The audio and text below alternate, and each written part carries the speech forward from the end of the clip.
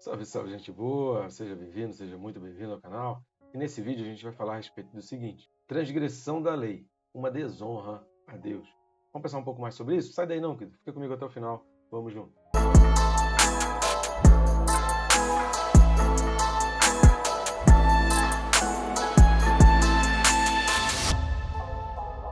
Mas enquanto a gente está iniciando o vídeo aí, não perca tempo, clica aí no botão inscrever-me para que você acompanhe todas as coisas que a gente colocar aqui e para que você fique atento a cada vídeo novo, cada postagem nova aqui no nosso canal, clica no sininho, marcando o sininho aí você então recebe aquela notificação e aí você não deixa no esquecimento estudar a palavra.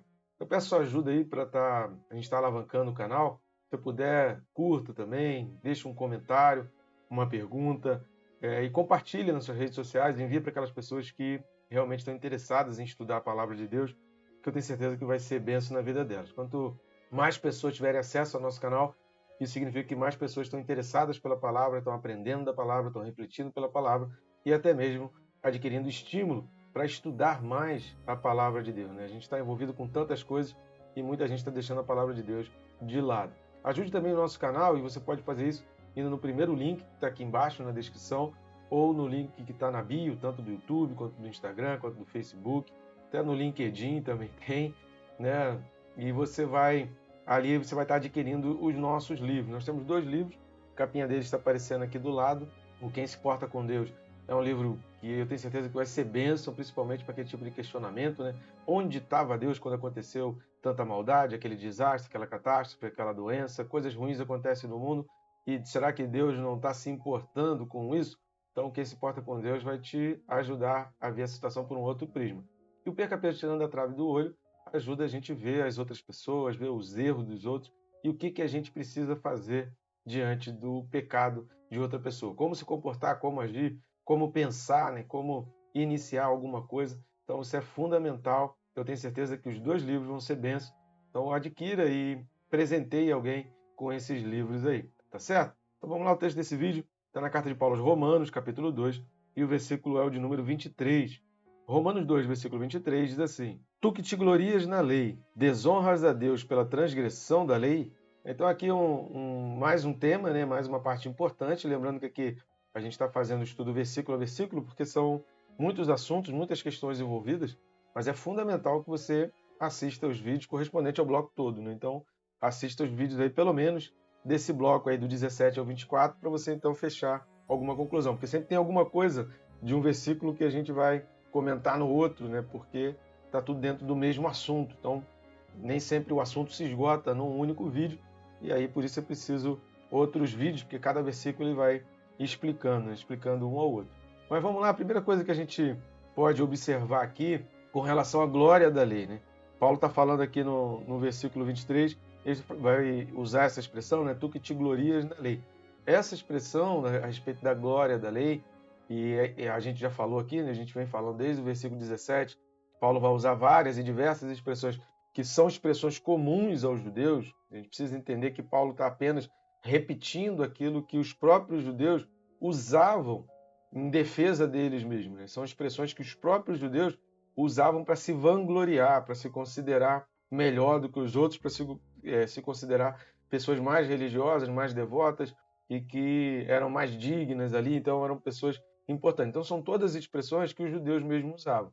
Essa expressão da glória da lei, né, de se gloriar na lei, a Bíblia vai falar no Antigo Testamento por diversas vezes, tanto com relação às tábuas da lei, né, que simbolicamente simbolizavam toda a lei, né, tanto que na Arca da Aliança havia essa questão das tábuas da lei, exatamente para representar ali, significar que toda a Bíblia merece respeito, merece ser respeitada, porque possui nela a glória de Deus, como também o conteúdo da arca, né? Todas as coisas ali representadas, a própria arca representava também a glória de Deus.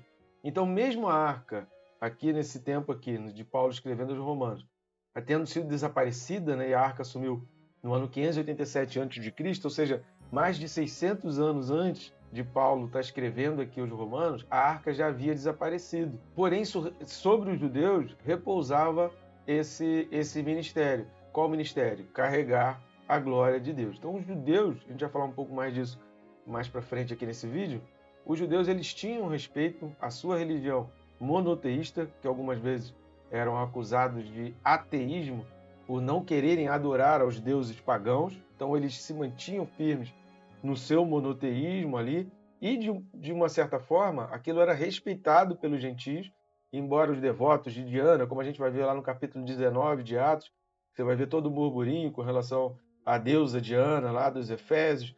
Então, embora houvessem povos que tivessem adorações a outros deuses, o povo gentio, de uma certa forma, respeitava muito e admirava os judeus, porque o seu monoteísmo era muito regrado, tinha muita base, tinha princípios elementares, tinha posições morais e éticas pregadas, preconizadas ali pelas próprias leis. Por isso, Paulo ele vai falar da questão que, quando se transgride a lei, desonra a Deus, porque as pessoas viam Deus através da organização, de como era organizado, dos relatos históricos, dos milagres, dos feitos de Deus, do poder de Deus. Então, isso glorificava a Deus perante o povo que não era judeu, o povo que era gentio.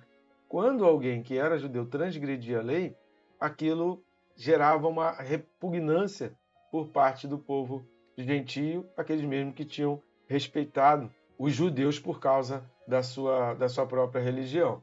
Então, a gente vai ver essa questão de carregar a glória de Deus, e alguns textos bíblicos vão mostrar explicitamente isso. O primeiro texto que a gente vai ver é 1º livro de Samuel, capítulo 4, do 20 ao 22. Primeiro de Samuel, né, que é o primeiro livro de Samuel, não se diz, no Antigo Testamento não se fala primeira no feminino, né, porque isso é referente a cartas do Novo Testamento. No Antigo Testamento é livro, então é no masculino. Então, 1º de Samuel, capítulo 4, versículo 20, fala assim: Ao expirar, disseram as mulheres que a assistiam: Não temas, pois tiveste um filho. Ela, porém, não respondeu, nem fez caso disso, mas chamou ao menino Icabô, dizendo: Foi-se a glória de Deus. Isto ela disse porque a arca de Deus fora tomada, e por causa de seu sogro e de seu marido.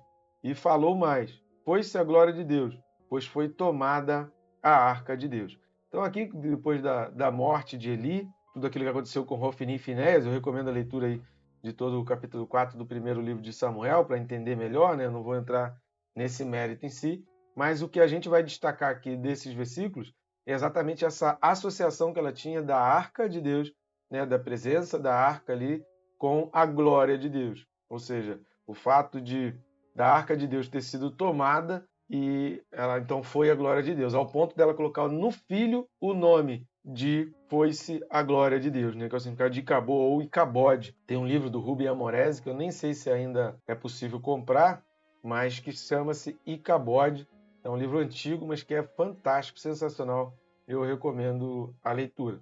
Então, um outro texto que a gente vai ver com essa associação da glória de Deus sobre a lei, sobre a arca, sobre a presença, é ainda no primeiro livro de Samuel, capítulo 6, de 10 a 15. Primeiro de Samuel 6, de 10 a 15, fala assim: Assim fizeram aqueles homens, e tomaram 2 vacas com crias, e as ataram ao carro, e os seus bezerros encerraram em casa. Puseram a arca do Senhor sobre o carro, como também o cofre com os ratos de ouro e com as imitações dos tumores.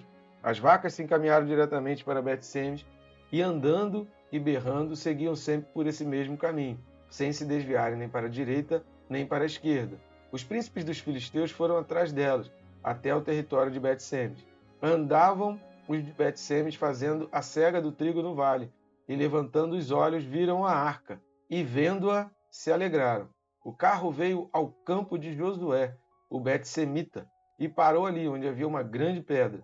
Fenderam a madeira do carro e ofereceram as vacas ao Senhor em holocausto. Os levitas desceram a arca do Senhor, como também o cofre que estava junto a ela, em que estavam as obras de ouro, e os puseram sobre a grande pedra. No mesmo dia, os homens de Bet-Semes ofereceram holocaustos e imolaram sacrifícios ao Senhor. Ou seja, simplesmente pela presença da arca, a importância da presença da arca e tudo aquilo que ela representava. Só mais 2 textos aí, tem muito texto bíblico, mas mais 2 textos aí, Números, capítulo 7, versículo 8 e 9. Livro de Números, capítulo 7, versículo 89, fala assim: Quando entrava Moisés na tenda da congregação para falar com Deus, então ouvia a voz que lhe falava de cima do propiciatório, que está sobre a arca do testemunho, entre os 2 querubins, assim lhe falava. Então, a glória de Deus, a própria manifestação de Deus, acontecia também sobre a arca. E sempre lembrando, né, o que havia dentro da arca? A vara de Arão, o maná e as tábuas da lei. Então, essa questão da glória de Deus sobre a lei vinha exatamente em função da glória de Deus sobre a arca. Vamos ver ainda Números 10, do 33 ao 36. Números 10, do 33 ao 36, fala assim: Partiram, pois, do monte do Senhor, caminho de 3 dias. A arca da aliança do Senhor ia diante deles caminho de 3 dias, para lhes deparar lugar de descanso. A nuvem do Senhor pairava sobre eles de dia, quando partiam do arraial. Partindo a arca, Moisés dizia: Levanta-te, Senhor, e dissipados sejam os teus inimigos, e fujam diante de ti os que te odeiam. Então, em decorrência de todas essas coisas, virou-se uma questão comum e aí de conhecimento público a glória de Deus sobre a lei. E aí, a respeito disso, os judeus se gabavam. Eles diziam: eu tenho a lei, eu tenho a arca, então a glória de Deus está sobre mim, a glória de Deus, né, eu me glorio na lei porque a própria lei já possui em si a glória de Deus. Isso, embora de certa forma eles estivessem realmente certos, né, historicamente eles estavam certos, Deus não queria apenas que eles se vangloriassem disso, mas o mais importante para Deus era que eles cumprissem e que fossem fiéis e obedientes. Segunda coisa que a gente vai observar, voltando lá para Romanos 2, versículo 23, é que o que Paulo questionava aqui. Então, como a gente já viu aqui essa questão da parte histórica, é óbvio que Paulo não estava questionando o fato histórico de que realmente a glória de Deus pousava sobre a lei e de que os judeus deveriam realmente dar importância para isso, né? Honrar a Deus e entender que a lei de Deus repousa a glória de Deus. Mas o que é que Paulo então está questionando aqui? Se não é o fato histórico, Paulo está questionando o quê? A hipocrisia. Porque se aquilo é realmente importante para você, se aquilo é realmente um valor para você, como justificar a desobediência? Então, se a lei fala para fazer certas coisas ou para não fazer certas coisas, e você entende que sobre aquela lei existe a glória de Deus, então a tua desobediência desonra o Deus da lei.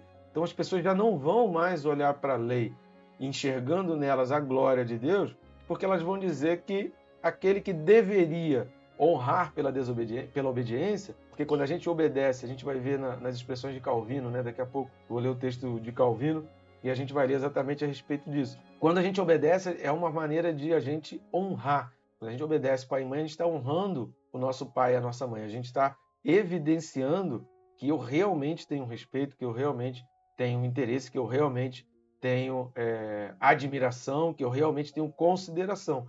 Então a desobediência é um ato explícito de uma desonra que vai provocar com que outras pessoas também desonrem, também desrespeitem. Então o que Paulo ele vai questionar aqui não é o fato histórico como nós falamos, mas a hipocrisia. Então um escândalo, uma evidência de transgressão à lei gerava então outros escândalos e gerava o afastamento. Se as pessoas olham para você e veem em você uma obediência à lei, um esforço para se manter obediente à lei, isso vai chamar a atenção das pessoas para elas quererem entenderem a lei. Poxa, essa pessoa é tão correta, tão direito, tão legal, tão positiva. Se o teu estilo de vida, se o teu modo de vida é um estilo positivo, é um estilo que é reto, é um estilo que as pessoas conseguem ver retidão, equilíbrio emocional, é óbvio que as pessoas vão querer saber qual a sua fonte, de onde você tira esse equilíbrio, de onde você tira essa fé, de onde você tira essa confiança, de onde você tira a tua esperança, de onde você tira a tua força. E aí elas vão para a tua fonte. E se a tua fonte é a lei de Deus, se você repousa essa tua obediência na lei de Deus, é óbvio que as pessoas vão ser atraídas, porque mais a gente, principalmente hoje, mas em toda a história do mundo, sempre teve, né, pessoas que se desesperavam, pessoas que viviam situações de não ter esperança, né, de ter muita tristeza e precisavam de uma palavra de consolo. E aqueles que detinham a lei, que detinham a glória de Deus e que honravam a Deus, acabavam sendo instrumentos de Deus para consolar, para trazer esperança, para trazer uma palavra, e isso atraía as pessoas para a lei. Ela não atrai para você. Você faz com que você leve a pessoa até a lei de Deus. E por fim, querido, eu vou, essa questão da desonra, ler um texto aqui que é de João Calvino e que eu achei muito pertinente quando ele faz esse comentário aqui a respeito de 2:23. Então Calvino comenta dizendo o seguinte, abre aspas, todo aquele que infringe a lei desonra a Deus, pois todos nascemos para adorá-lo com santidade e em justiça.